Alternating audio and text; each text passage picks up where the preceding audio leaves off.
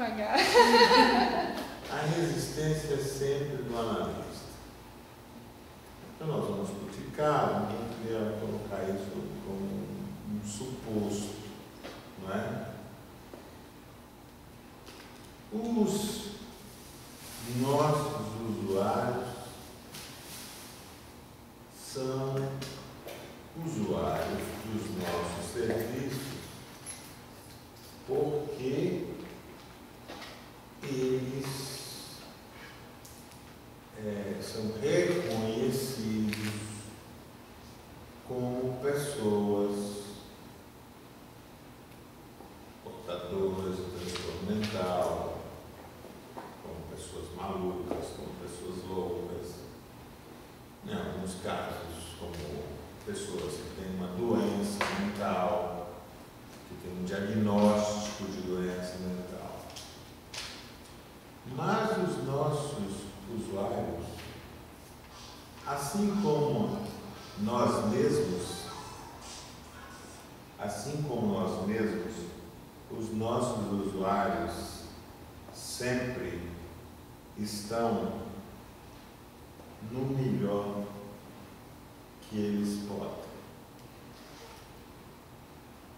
Essa é uma ideia importante. Do ponto de vista psíquico, ninguém economiza o melhor de hoje para gastar amanhã. O que nós entregamos, que eu estou entregando aqui agora, do ponto de vista psíquico, que vocês estão entregando aqui agora, do ponto de vista psíquico, é o melhor que vocês podem fazer. Eu estou querendo dizer que não tem um melhor, uma outra coisa, que a gente fica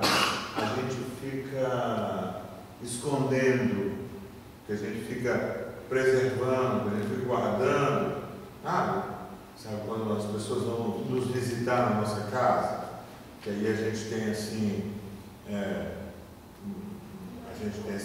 os copos mais elegantes, a gente tem um jogo de talheres que a gente tira para servir. Então quer dizer assim, isso é como a gente procede, né? A gente procede para, nós às vezes guardamos o melhor e depois, em certas circunstâncias que a gente acha que merecem, que a gente ofereça esse melhor, a gente serve o melhor, né?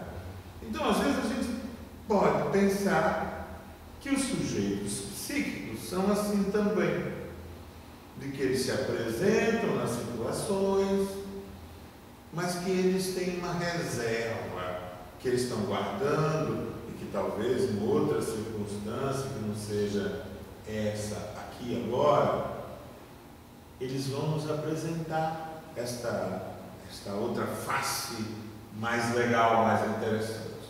Então, isso é uma metáfora para falar que psiquicamente todos operamos no limite. Todos estamos sempre funcionando no limite. Né? Aquela ideia de dizer, não é no limite de um ataque de nervos, não. Né? Um ataque de nervos é porque o no limite, né, foi forçado, e quando se força esse limite, se produz uma confusão. Mas sobre o ponto de vista, a confusão é também o melhor que o sujeito pode produzir psiquicamente. Se ele pudesse não entrar em confusão, se ele pudesse não entrar em desorganização psiquicamente, se nós, como sujeitos psíquicos que somos, pudéssemos escolher, optar entre nos desorganizarmos ou não, certamente nós optaríamos por não nos organizarmos. Estou falando que você vai numa discussão, numa relação, uma discussão tensa, e de repente alguma coisa atravessa e você roda a baiana, faz um arerê, cria uma confusão, apronta um escândalo, cria uma cena conturbada, depois você até fica envergonhado, né? Porque, nossa, que vexame. Mas o momento psíquico, nós precisamos de pensar que ele é sempre o melhor que o sujeito pode. É porque ele não teve outro melhor, ele não teve outra alternativa do ponto de vista psíquico. Não é?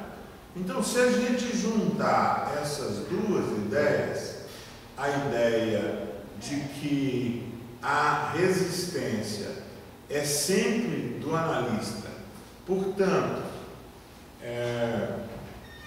nesta relação, quem pode, quem deveria estar expandido em seu limite, vou chamar de natural, quem deveria estar expandido nesse seu limite natural é o cuidador, é o terapeuta, é o analista, é o profissional, é o trabalhador de saúde mental.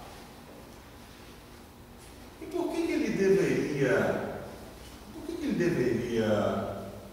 é preciso que a gente faça essa distinção? Porque quem busca atendimento não é igual a quem atende. Ainda que no plano meramente mundano, nós possamos dizer, não tem diferença nenhuma. São dois sujeitos psíquicos. Um sujeito psíquico que atende e um sujeito psíquico que está demandando ser atendido. Não há diferença. Ambos são sujeitos psíquicos.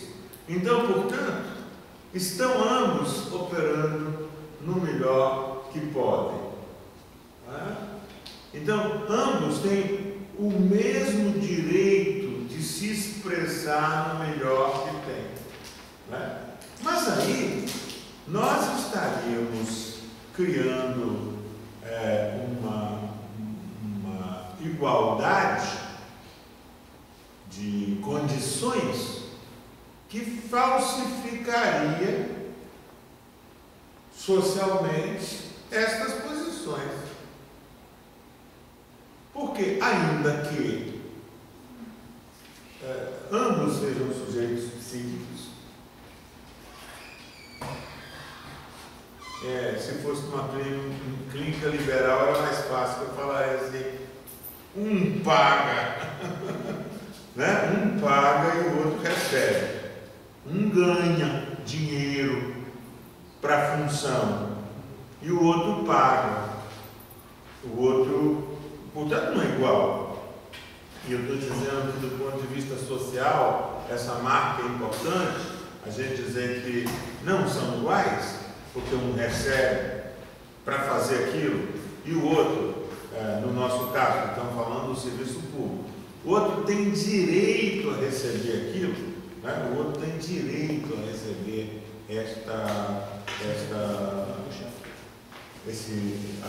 aquela oferta de cuidado, de atenção, de atendimento, né? O outro tem direito. Então, é fictícia essa igualdade entre os sujeitos, não só porque um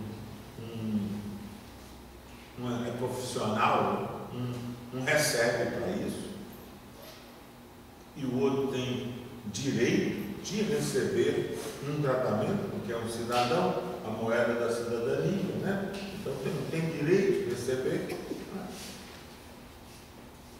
Mas se a gente ficar nesse plano, nós estaríamos ainda não estaríamos avançando. O importante é que um sujeito supostamente se preparou para isso, para atender pessoas.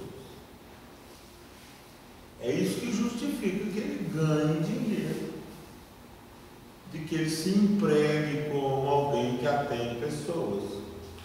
Por quê? Porque ele fez um curso superior que lhe dá credenciais jurídicas legais, que ele pode apresentar-se como um agente da clínica em saúde mental.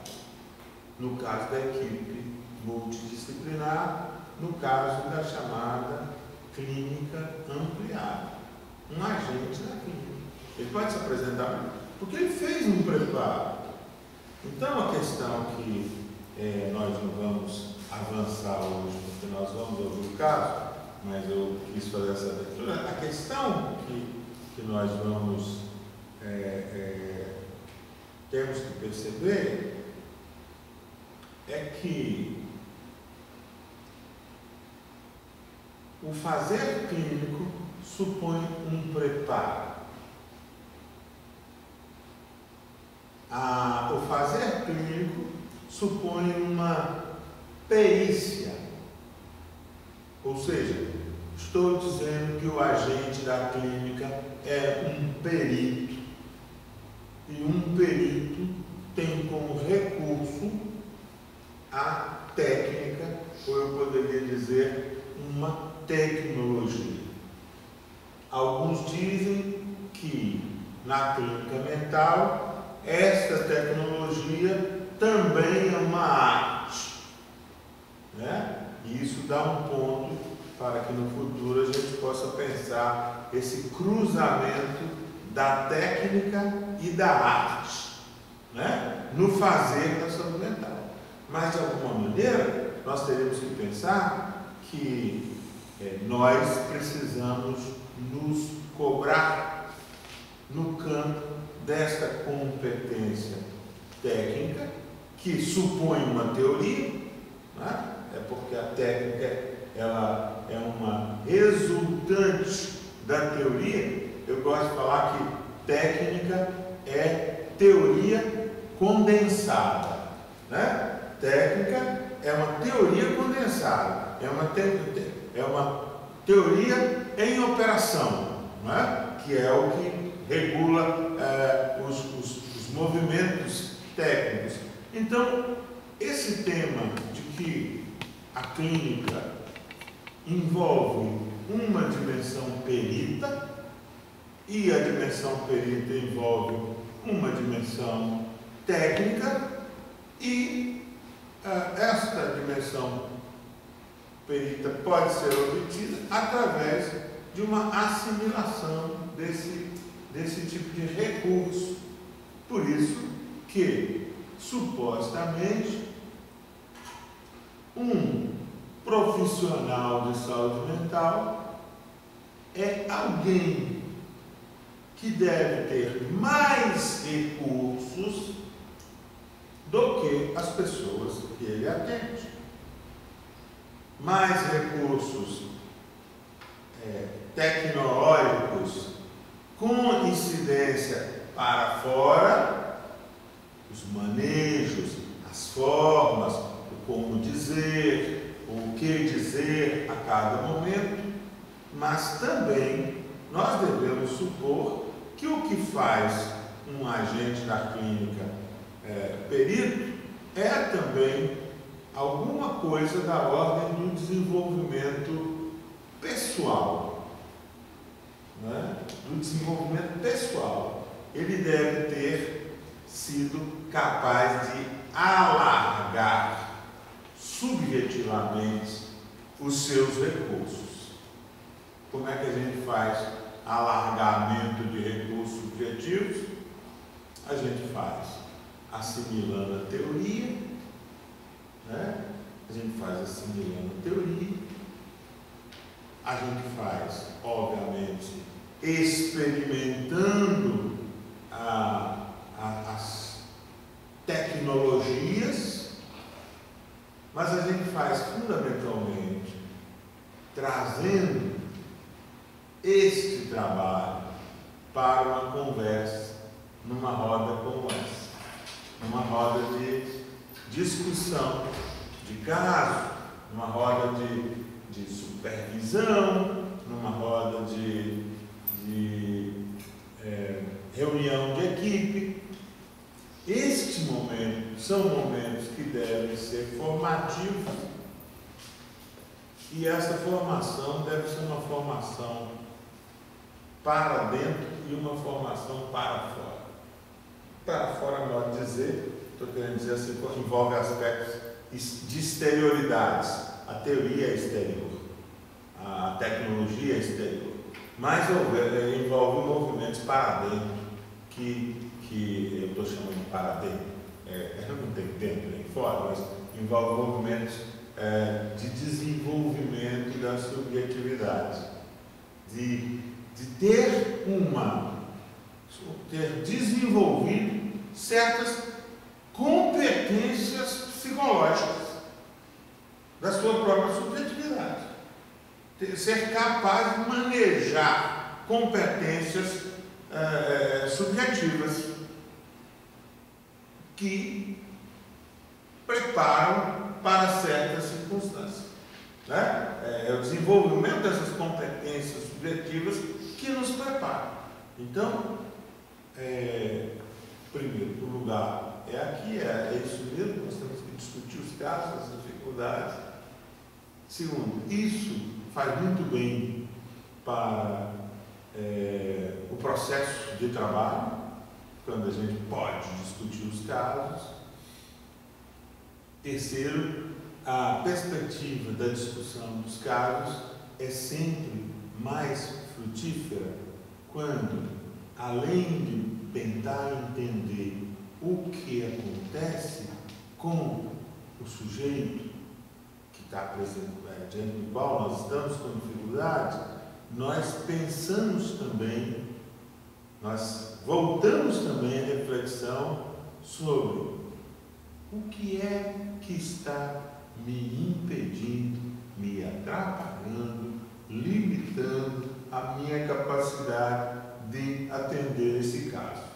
Então, num caso, quando ele apresenta uma dificuldade, ele é uma oportunidade para essas duas direções, uma oportunidade para eu revisar materiais, matérias, assuntos, temas que eu não tenho revisado, que eu não alcancei, que eu não conheço, ampliando o meu espectro de conhecimento, que a gente chama teórico, mas também da gente fazer uma revisão sobre os nossos pontos cegos, aquilo que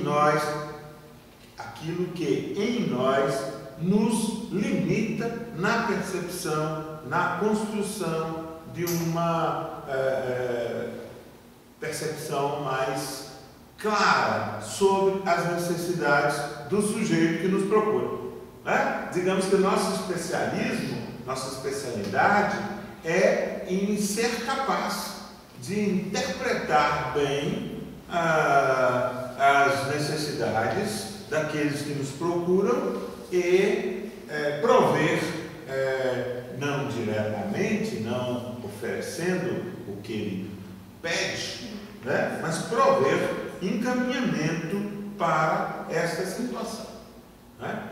Então, dito isso, nós hoje vamos escutar um caso que a Lorena vai trazer para a gente refletir, sabendo que isso pode implicar, né, Lorena? Eu queria só fazer um comentário, antes das meninas falarem sobre o caso, que apesar de algumas escolas da psicologia ela já terem trazido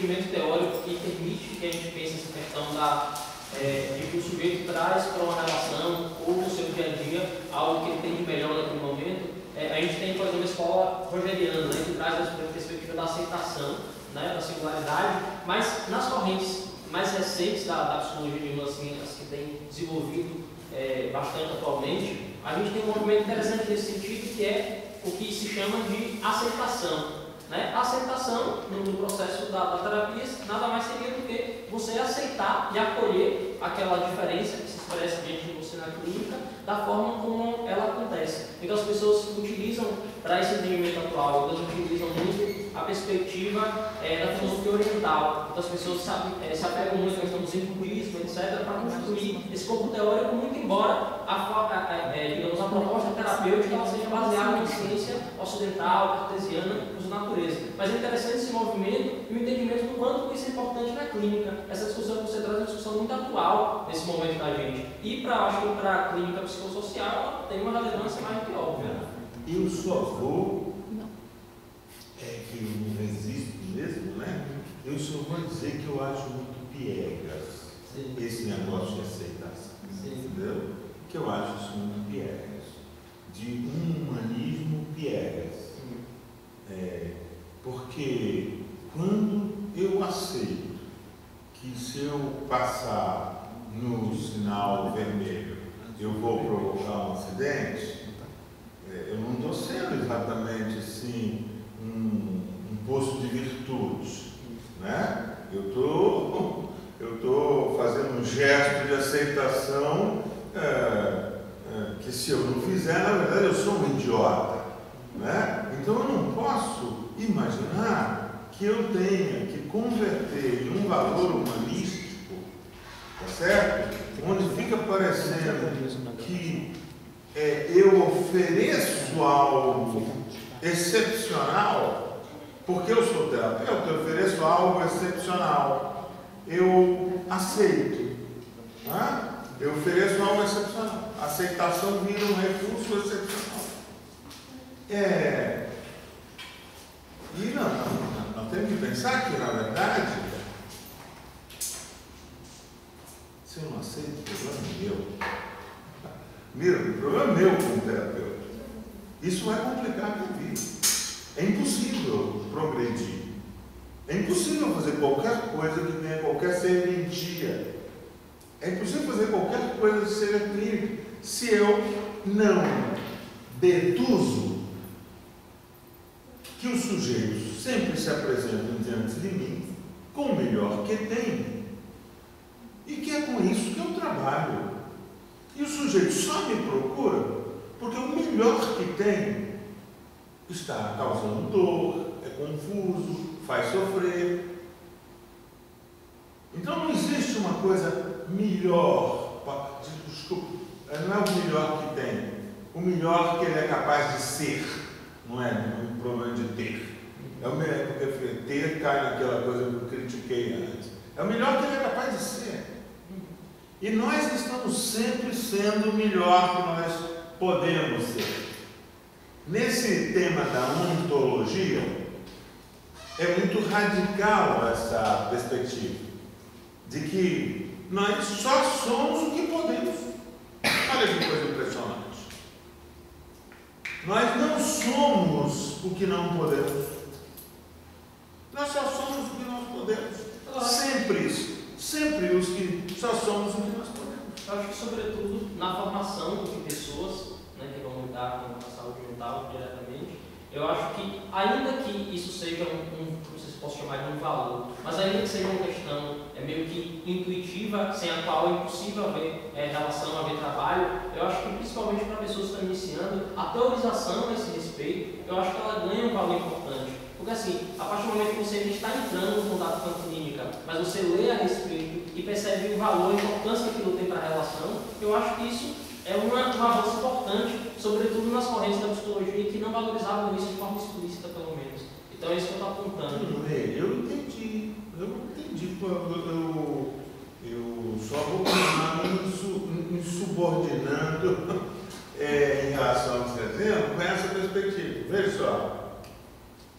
Para o aprendiz de feiticeiro, eu tenho que demonstrar de que ele, o seu instrutor e o seu cliente estão todos psiquicamente no mesmo barco. Não existe barco diferente nessa matéria. Então, se ele aprofundar o conhecimento sobre os processos psíquicos que presidem funcionamentos dos sujeitos, não é?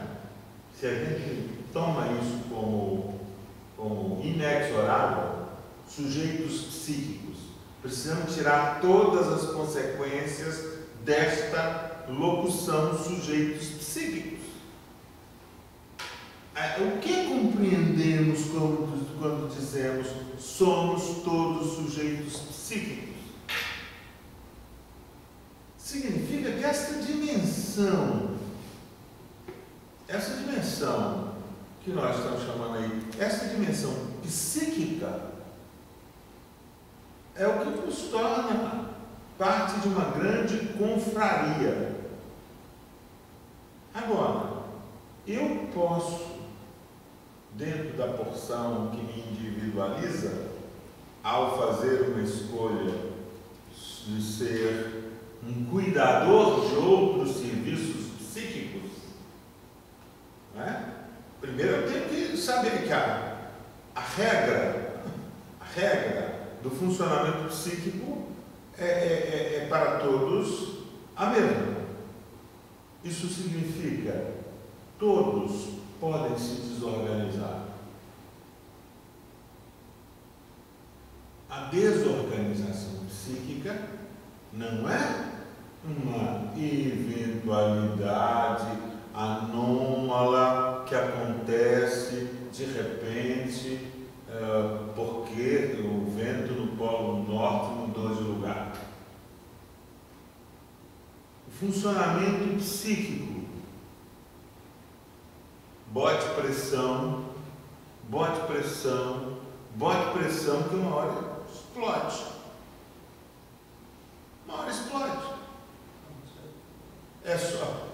Qual o grau de pressão que vai fazer explodir? Só isso que muda, né? Aquela parábola bíblica de Jó, você conhece? De Jó? Sim. Exatamente. Então, que a gente chama de paciência de Jó. E Jó aguentou do cara.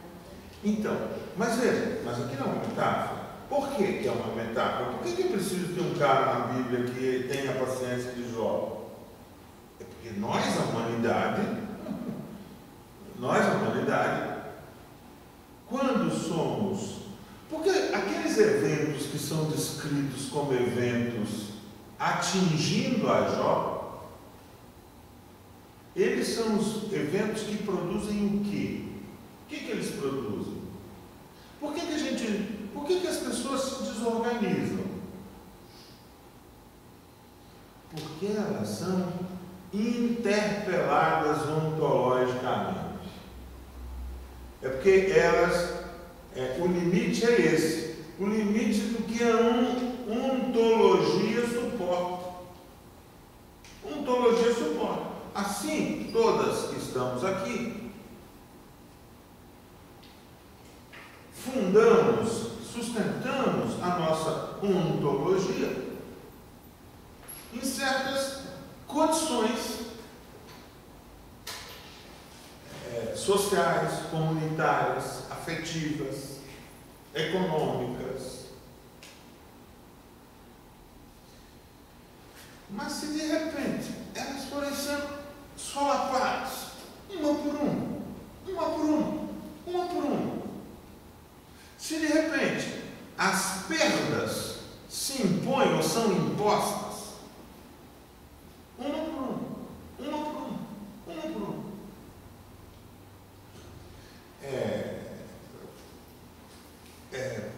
bem possível, e é isso que a gente vê nas situações normais de desastres, emergências e desastres. É isso que a gente vê.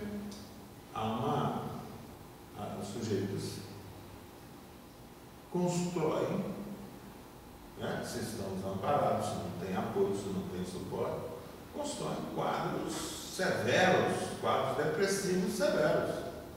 O que é um quadro depressivo severo, se não um quadro que revela uma falência ontológica, que algo não foi capaz de manter o elan da existência, de que algo não foi capaz de ser investido? Então, de alguma maneira, voltar ao nosso tema e depois vamos escutar imediatamente aí, o caso. Mas é uma discussão boa discussão essa, boa discussão. Mas acho que precisamos, talvez, construirmos hipóteses sobre terapeutas e clientes que possam permitir a gente perceber a comunidade psíquica e podermos ressaltar o que é que diferencia um terapeuta de um cliente do ponto de vista psíquico. O que é que diferencia um terapeuta de um cliente do ponto de vista psíquico? É que um está sendo está impactado pelas interpelações que a vida lhe faz.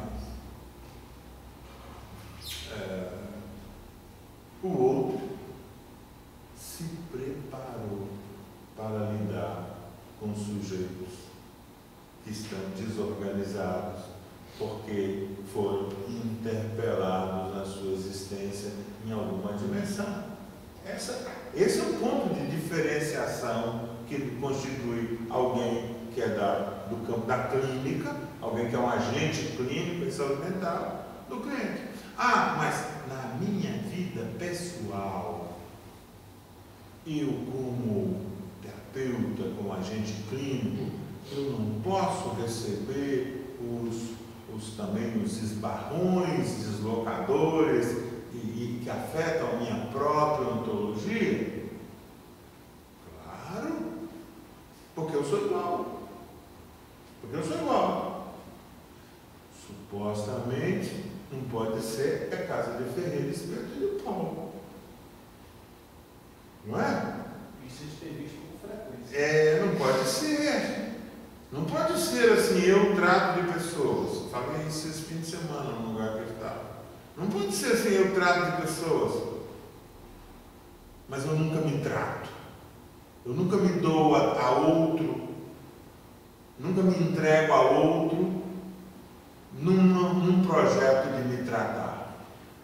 Não vai funcionar. Por quê? Porque o preparo é isso também. Eu sou afetado, as coisas me afetam, as coisas me mobilizam, as que eu não sei, eu tenho obrigação de encaminhar para saber.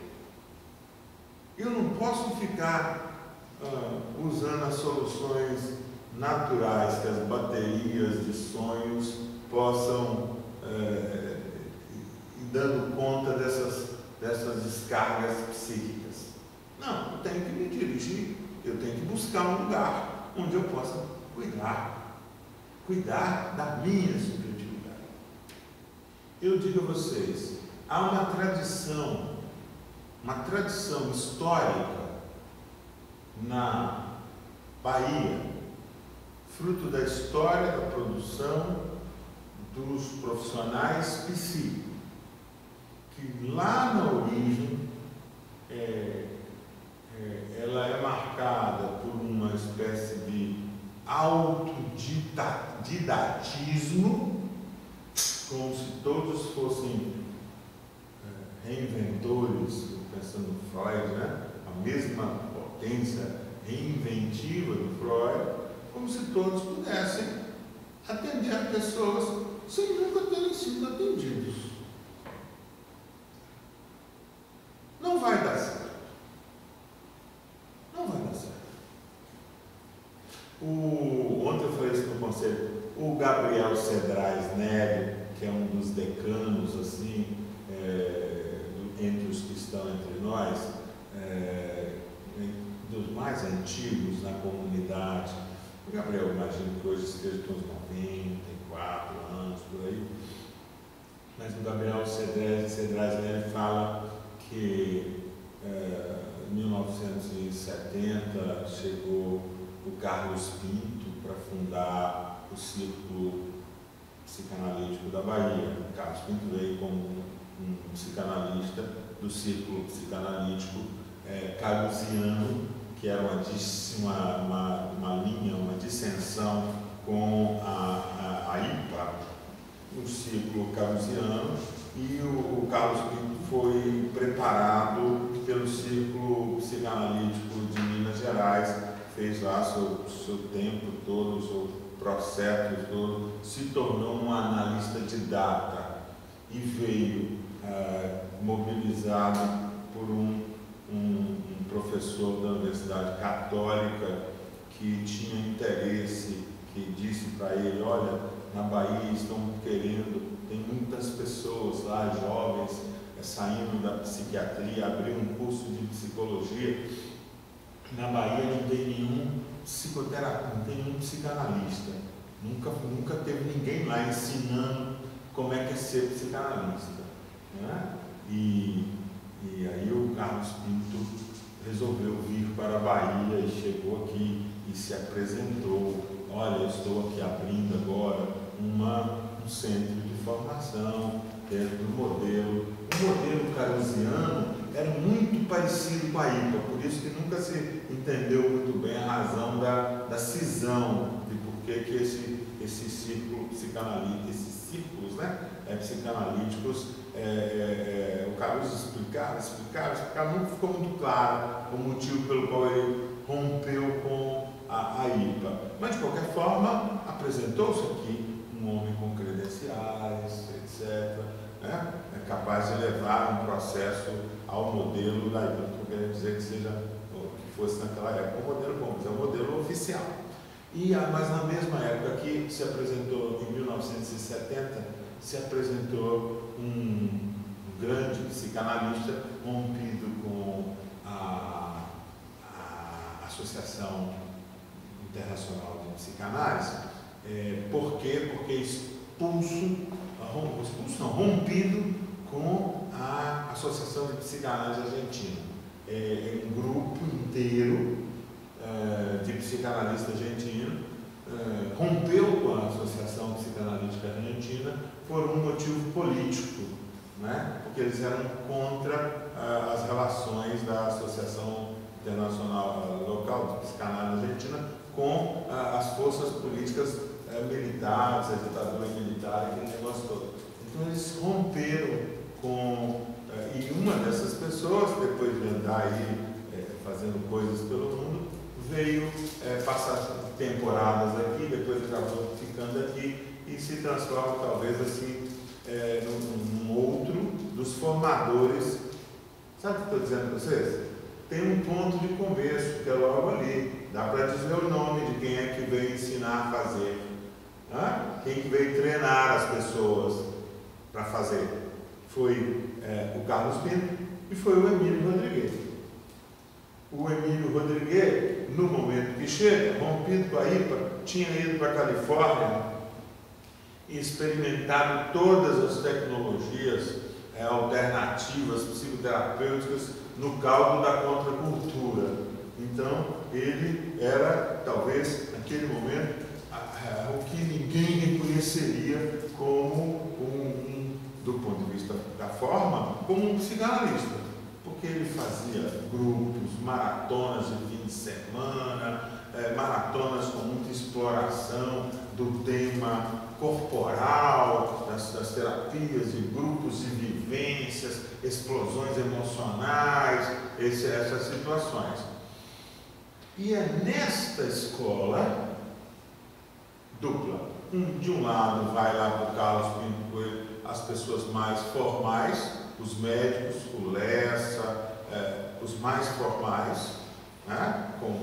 Que gostavam de uma coisa mais quadrada, mais assim, sistemática, e os demais, eu vou usar uma expressão assim, os que estavam sendo formados, a juventude disso, vai seguir o Emílio Rodrigues. Então, se nós formos pensar em que alguns deles depois fizeram psicanálise, foram, enfim. Mas, se a gente for recensear que treinamento profissional está por detrás de muitos dos figurões da nossa comunidade, de que tipo de treinamento profissional? E o quanto desse treinamento profissional envolveu o si próprio ser atendido. Se fôssemos olhar radicalmente na nossa comunidade, sobretudo entre os mais velhos, mas por que eu estou falando isso agora? Porque isso que foi liberado com uma espécie de embromação, com a vaga lacaniana, que diz que é o analista que se autoriza, que ninguém autoriza ninguém. Quer dizer, se nós temos aí uma chancela para que as pessoas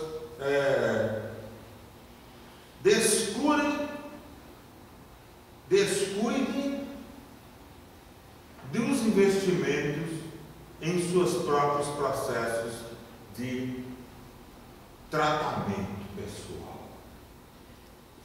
Então nós temos uma comunidade de trabalhadores de saúde mental em que a maior parte dela nunca fez uma psicoterapia. Nunca cuidou de si subjetivamente. Nunca se ofereceu para aprender na própria pele. Para aprender na própria pele. Para fazer esse caminho, essa passagem, não é? Para aprender a sofrer diante do outro. Só pode receber o sofrimento do outro aquele que já sofreu diante do outro nas mesmas circunstâncias, como um tratamento, como um esforço. Então, eu estou falando isso tudo porque na vez passada eu fiquei muito provocado quando a gente discute essas histórias de qual é a nossa comunidade e por que a nossa comunidade é como ela é. E quais são os problemas da clínica entre nós? Os problemas da clínica entre nós é porque não existe como imperativo de que os trabalhadores de saúde mental devem ser tratados para fazerem um trabalho de tratamento de outras pessoas. E de que isto é insubstituível. De que não pode ter uma coisa boa. E tratado aqui, eu não estou falando de fazer psicanálise, eu não estou falando de fazer gestalt, eu não estou falando de fazer nenhuma coisa. Eu estou querendo dizer que as pessoas precisam, porque não são sofredoras, desbragadas, devem buscar recursos, experiências de se colocarem nas mãos de tratadores. Porque isso, se colocar nas mãos de tratadores, é a condição para depois você receber. Então, acho que muitas das nossas dificuldades estão ligadas a essa história, a essa cultura, uma cultura cultura complicada. E eu estou falando isso aqui para a Bahia porque eu conheço a história. Essa história eu estudei, fiz uma dissertação de mestrado, uma pesquisa grande para poder tratar disso. Mas eu diria que isso é um problema hoje nacional. Agora, quando você fala que não trata-se de uma linha teórica, mas não teria de algum modo uma relação entre o recurso teórico que eu utilizo e a forma que eu procuro para cuidar das minhas questões subjetivas, não teria também ponto com relação a isso? Assim?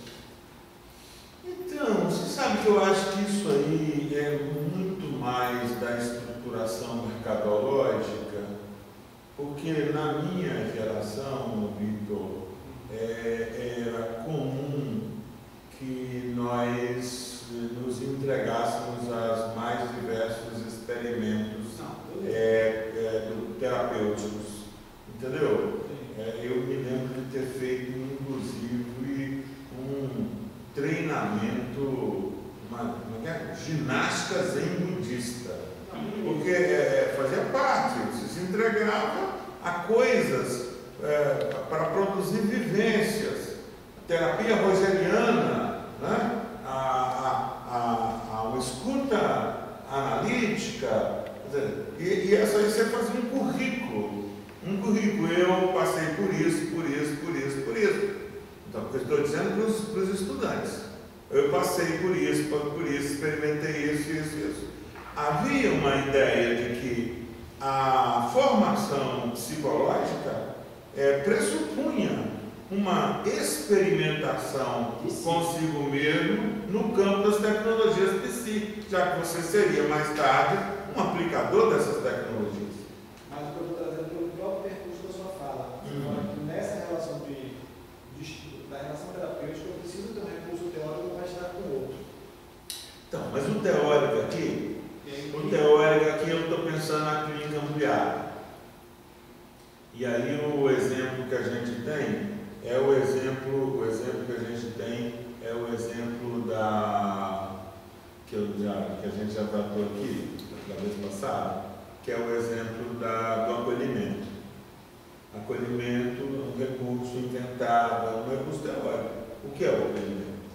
E o que é que nós podemos teorizar sobre o acolhimento? Entendeu? Eu posso usar Roger, posso usar a psicanálise lacaniana, eu posso fazer um cotejamento desta atitude de abertura, de disponibilidade, como dimensões necessárias para instruir o acolhimento. Então, o acolhimento não vai ser assim, porque eu sou um cara legal, entendeu? Sei receber as pessoas, tá? Vulgar.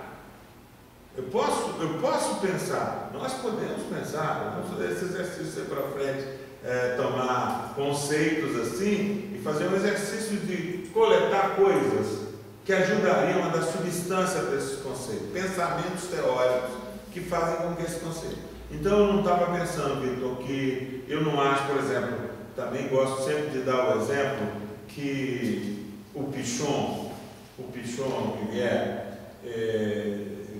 assim interpreto eu, não li isso em lugar nenhum, mas o Pichon Rivière, num dado momento, entendeu, ele era psicanalista da Associação Psicanalítica Argentina, psiquiatra, psicanalista, mas o Pichon entendeu num dado momento que ele não ia prosperar com o desenvolvimento teórico dele.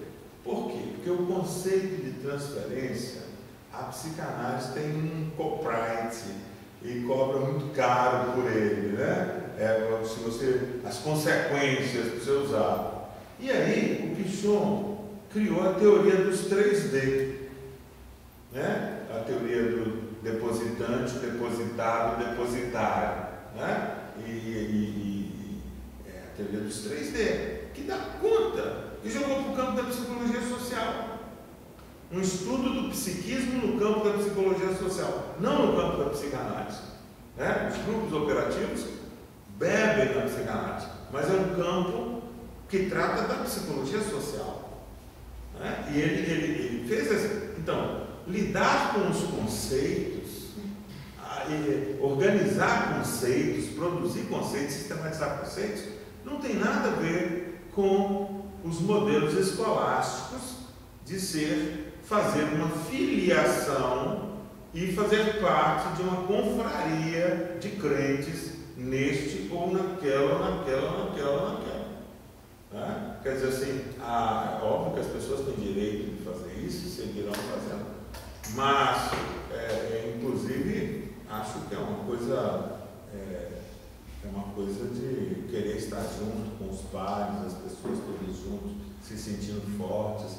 É uma forma de lidar com o desamparo, né? Vamos lá? Então, gente, esses são temas que eu topo que a gente vai conversando, porque eles são temas que raramente aparecem desenvelopados assim, né? Eu acho que vocês podemos conversar mais vezes, mas eu acho que a gente devia uma hora fazer uma conversa realmente, queria ouvir vocês sobre esse tema que é o preparo para o trabalho com a coisa mental. Porque aí a gente tem que perguntar, como é que eu me preparo para trabalhar com a coisa mental? Entendeu? Como eu me preparo? O que eu tenho que fazer para me preparar? Eu quero me preparar. O que eu tenho que fazer para me preparar? Como é que se prepara? Né? E aí a gente percebe que tem certos modos instituídos de fazer isso e outros tantos que a gente pode inventar, né? Cinema, literatura, né? Filmes, né? Tudo serve para você discutir a matéria, né? Você pode fazer um cineclube psi e trazer só filmes e fazer reflexões sobre os personagens dos filmes, os modos como operam, o que cada pessoa acha que aquilo está acontecendo ali. É uma forma de você se preparar para ampliar essa competência, você entendeu? Ampliar essa competência. É que você tenha desenvolvido o seu pensamento e tenha esse desenvolvimento do seu pensamento também tenha atingido